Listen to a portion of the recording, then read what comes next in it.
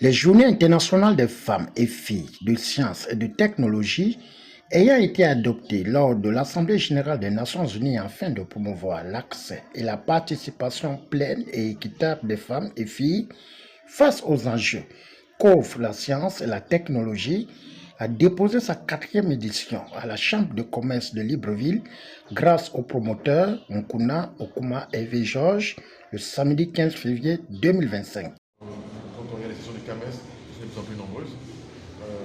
Pour le moment, pas beaucoup en mathématiques, pas en sciences dures, en sciences pures, mais les sciences appliquées, normalement les sciences comme la géologie, également la biologie. Peut-être le numérique, les autres sciences en général, elles sont assez présentes. Ce que l'on veut, ce que l'on terme aussi, cette présence, elle puisse être matérialisée par des découvertes et qui permettent au pays d'avancer. On se rend compte que la première édition était un peu timorée, un peu timide. Les gens ne trouvaient pas tout ce que nous faisions. Les éditions qui ont suivi, il y a un véritable engouement. Les filles ont pris la mesure de la chose. Et également aussi, quand même, les autorités aussi ont compris l'intérêt. Aujourd'hui, on a plus de partenaires qui nous accompagnent, notamment l'ARCEP, la NAV, GVA, Canalbox, et d'autres partenaires qui sont de plus en plus intéressés, et notamment leur secteur technique, soutenu par les femmes, se sentent non seulement valorisés, encouragés et ont de plus en plus envie d'accompagner les jeunes filles pour venir justement faire ce qu'elles font. Pour la petite histoire, par exemple, GVA Gabon, Canalbox, il n'y a qu'une seule fille qui gère pratiquement 4 à 5 pays. Et elle ne s'occupe plus une Gabonaise et une Burkinabé. Donc vous imaginez qu'aujourd'hui, cette jeune fille, Merlin, on nous fait honneur. Et pour nous, il serait bien, justement par savoir, qu'elle encourage d'autres filles à le faire. Donc en 4 ans, le chemin est énorme. L'édition par cette édition particulière, c'est que les gens sont plus intéressés, on a plus de partenaires qui s'intéressent. On a les autorités qui s'impliquent un peu plus dans la chose. Et vraiment, on se rend compte que y a une véritable prise de conscience. C'est un secteur où aujourd'hui c'est ouvert.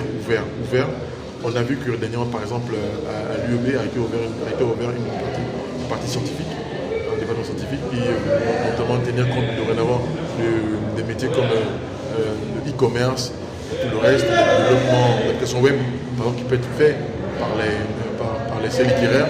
Donc aujourd'hui, même les temps littéraires, aujourd'hui, on peut prétendre faire des métiers scientifiques. Il suffira non seulement beaucoup travailler, mais encore qu'aujourd'hui, nos jours aussi, les programmes aujourd'hui en mathématiques commencent à être revus, essais littéraires, pour permettre aux gens justement de pouvoir aborder ces points-là. Donc, je peux dire aujourd'hui aux jeunes filles, il n'y a plus de limite. Et vous pouvez, tout est ouvert, on peut tout faire aujourd'hui. Il suffit juste d'un peu de volonté, et non seulement un peu de volonté, un peu de curiosité, et aussi il faut oser. Donc aujourd'hui qu'elle se lance, ça va résoudre l'emploi au Gabon. Donc, cette frange de la population qui est non seulement la plus nombreuse, la plus fragile, aujourd'hui si elle peut trouver dans la science une solution pour la problématique de l'emploi. Après avoir fixé le cap, suivi des éclairages de cette rencontre inédite de valorisation de la femme en milieu scientifique et technologie à l'aide de la mondialisation par l'initiateur, certaines participantes engagées n'ont pas hésité à donner leur avis et sentiments. Et dans les métiers du numérique, vous pouvez avoir des écoles de commerce et j'ai fait du commerce international. C'est comme ça que je me suis retrouvée justement à l'ARCEP, où on fait aussi de l'ingénierie parce que vous avez des secteurs comme les fréquences, les réseaux, les architectures. Et c'est comme ça que je me suis retrouvée dans cet univers-là. Et pour combler le jargon, pour mieux comprendre, j'ai dû prendre aussi des formations qui me permettent de comprendre en gros ce qu'est la régulation. À l'ARCEP, on a un système de tournante. C'est-à-dire que vous faites le tour des directions pour voir exactement les activités de chaque direction. Vous voyez ? Et dans ces directions-là, j'ai un parcours assez atypique à l'ARCEP. C'est-à-dire que j'ai fait toutes les directions et par rapport à ça, j'ai également fait des recherches qui m'ont permis de comprendre en fait les métiers du numérique et donc de la régulation. Nous sommes venus aujourd'hui pour mieux comprendre la vision des Top Science.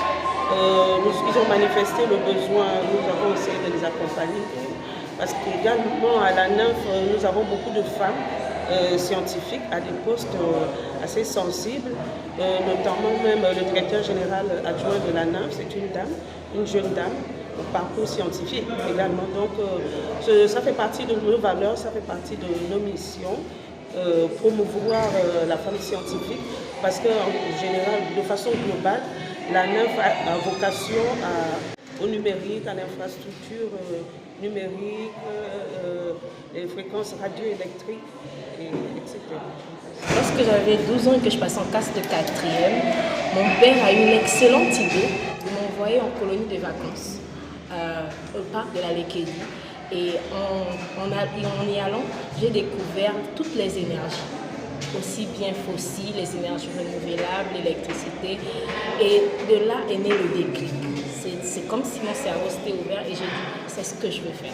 Je vais continuer dans l'énergie et j'ai tracé ma voie. Je dis, je vais suivre une filière scientifique, aller poursuivre des études dans la technologie pour pouvoir terminer et exercer ce métier d'électricité.